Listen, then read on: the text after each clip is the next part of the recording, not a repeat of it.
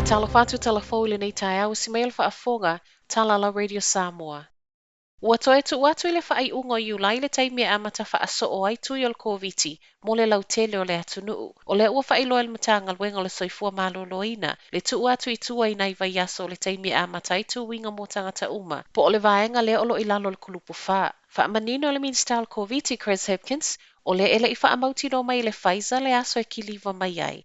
Bitai ua manino e o atu le whaaiunga o se tema wa atoa uma mai le oka muli muli o tui. O le oka o loo whaasoa pia nei o tui e uma ia iulai, ma o loo whaamoe moe le amata whai o tui o le lautele i le vave taunu umai o tui. I le taimine o loo whaasolo nei tuinga mo i lātou o loo i lalo le kulupu tolu, ma e silia ma le 5 se lau ono se fululua afe i lātou, ua mai a whai o lātou tui. Paule vai la Ausetalia Niu Sila I taimine o le Pfizer, ma ua whaelo fo ele minsta po le isi maasina ua tatau o na maua mai se tala le MedSafe, whaatatau I se whaiunga isi vai la au loo whaia ne iai a lātou suenga. Ua lapatai pūlenga whaitu malo uma whaale soifua malo loina. E whaia se whainga vave e malu pui pui ai tekonolosi whaona po nei o loo whaongaina. O se lapata inga mai le Privacy Commissioner John Edwards, ua sa wai a o fono whaatope tope suisi ni e tutono au au nanga le malo. E tala noa po le ale isi la asanga a whai e tusa ma le whaale tonu ua iei nei faamaumauga o ngase le whale mai waikato. O le ua mai ua talafo atu I ofisa whaasara lau faamaumauga o ngase na ngāo ia e I lātou na oso whaia le system o loo whaongaina mō masini kompiuta. Ma ua tuuina atu nei I leo le nei mata upu. Sauno ele komesina, o loo iailo na whaamoemoenga ia sootaga atu District Health Board I tagata ta tasi ua liki le au whaasara lau o lātou faamaumauga e au noa ma se whaatali. A o toe galulue nei le whale mai waikato e toe faaleleia lana system o loo whaongaina o le lapatai mai o le komesina ua whaamanatua I pulenga whaitu malo o whale mai tasi. O le usita ia o le teu maluina o faamaumauga o ngase e ono mōlia ai le tulafono. Ua whaato esa le pulenga waikato I ngase wa aafia.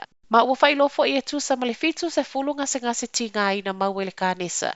Ua awina atu isi maota ngase le North Island. A o nisi e ono awina atu I Ausetalia mo taotonga. Ele o whaitaulia ai le tele o isi taotonga la iti ma siaki ua toe tuu umatu I tua. O le ato e fo'i mai I Niu Sila se tasi na iei lona sootaga, mai ia faalawi loa whainga terorisi a le ISIS. O le toe fo'i mai o le tangata I Niu Sila se whaiunga wa whaia le mai a faaleleia o ngā o lona tusifolau. Po o lona sitiseni se tasi o atunu ele o whailoa. O lo tapu nei le whailoa o lona swafa. Ma a o iai tali tonunga ele o iai sona sootaga ma whainga terorisi po o whainga whaatupu faalavelave I le taimi nei. O le ono faalawi loa e le tangata o le ISIS le popolenga o lo iai. A o whaatali I lale toe Faafoi mai o le tangata ua talo sanga ai ma leo I le malo si anga e whaasasa ai ona so ona whealuai. E au whiele mamao e mawhaiona alu iai, I tu tau soota inga o le nofuanga e nofu ai maisi. O le ulu ai taimi lea ua whaatalo sanga I nai se malo si anga tulafono ina I lalo tulafono o whainga terorisi. E ono la vea atu ai ma Niu Sila le taua Ausetalia ma Saina.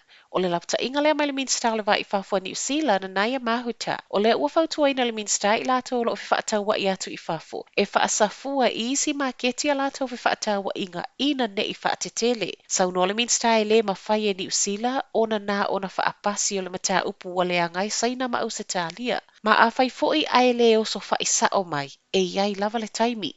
Ai ile vala vai o Niu Sila ma Saina, ele I mamau atu na whailo ai le minista, e iai a lava fo I mata upo e ese a iai, ma o le a lava fo I wa mai a whailo atu e Niu Sila I a Saina.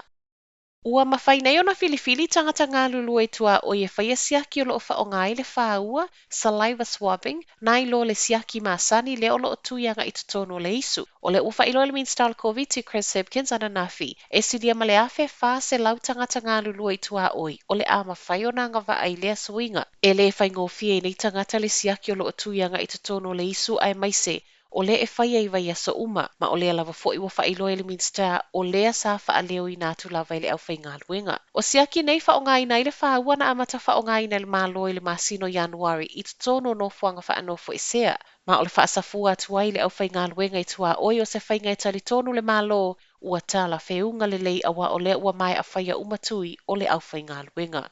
Tala whaaiu, o le soe whailo I ai le pūlenga o taawale a whilunga o le lau ele, ma pūlenga o loli te tele e tala noa le fia I tulafono fou mo taofi. O le asa mua a perila le tausaga nei, na lo i ai se tasi o whaupoponga fau e mo o mia ai le toe siaki ele inisini a whaapitoa. O taofi o nei loli te tele, ma ele e tau ngofie. O lo i ele wha moe moe ngō pūlenga taito o tasi o nei loli te tele e talo sanga le pūlenga o taawale afi. Se ia lofa e tu umai i lalo. I nisi o moli maua pūlenga o kamupani loli wa wha ilo i lunga le teo Niu Sila. E tala whea ngai lea suinga i loli o lo o sui taofi po o nisi lava o suinga te tele. Peitai, o le faia le i loli fou o lea wha ato atau nu umai o lo wasau ma lona tusi wha amaonia. E le fetaui. E o atu le tolu se fuluono miliona ta lale tau wha opopo e tutongi e lato e ana ina loli te tele ona o lea swinga. Ma ua sauno ai David Crawford o le pulesili o le Motor Industry Association e se le swinga o le tulafono a le pulenga o te awale afi. Tala nol tai au manuia le nei aso.